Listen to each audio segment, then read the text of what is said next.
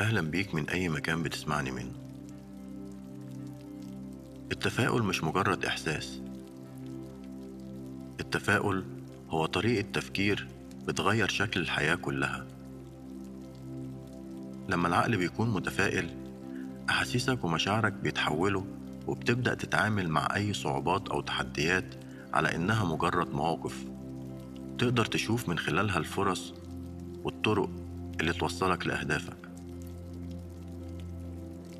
الشخص المتفائل دايما عنده نظرة أوسع للأحداث، وعنده يقين داخلي إن ربنا بيحضره الخير أكتر من اللي هو متخيله.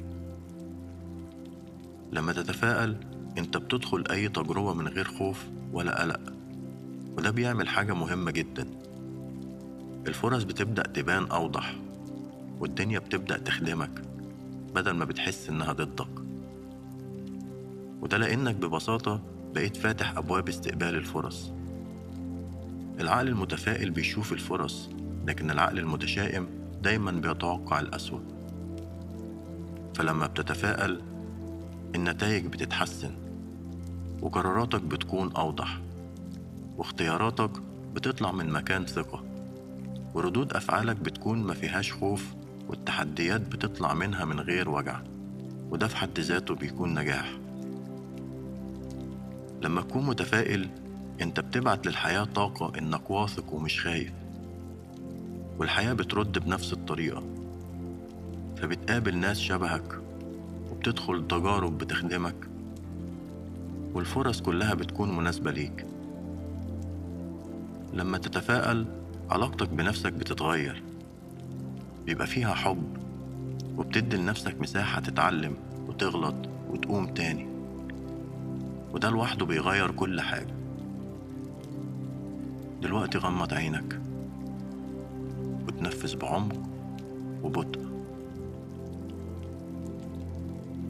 املى صدرك كله هوا وسيبه شوية جواك. خلي الهوا يطلع بهدوء. اتنفس تاني وتخيل ان الهوا اللي داخل مليان تفاؤل وثقة ورؤية لمستقبلك اللي مليان نجاحات، والهوا اللي خارج شايل معاه أي صوت جواك بيقول مش هينفع، مش هتقدر، أو أي فكرة بتبعدك عن الهدف اللي عايزه. كرر معايا التوقيتات اللي هتسمعها وخليها تدخل وتسكن جواك. أنا بختار إني أشوف الجانب المشرق في كل موقف بمر بيه.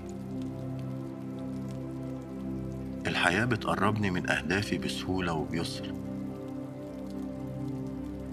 لما بكون متفائل عقلي بيركز على الحلول مش على المشكلة.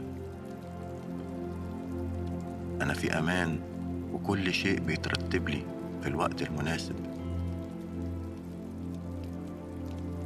التحديات بتحصل عشان تطورني. المستقبل مليان فرص جميلة وأنا مستعد أستقبلها.